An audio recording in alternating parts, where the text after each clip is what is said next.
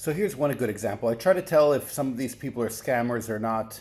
And I see this person posted a job, need translators, English to 20 plus languages, and 701 comments. So a lot of people are interested. So I kind of want to make sure that this person is not a scammer.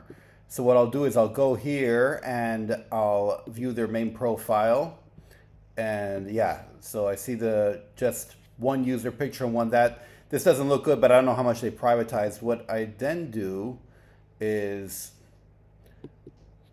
try to see if I can find where they got this photo. If it's their own photo, then fine.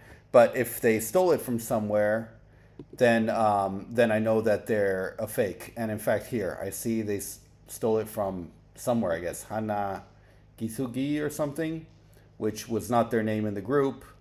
In the group, their name is Lucia Amos, and but yeah, obviously they stole it from someone else. This looks like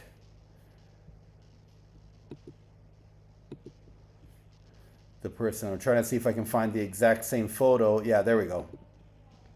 Yeah, okay. So this is obviously a scammer, and so they're out of here.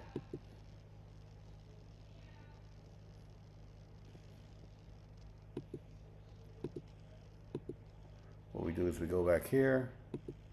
There we go. Remove post and ban author. Delete recent activity.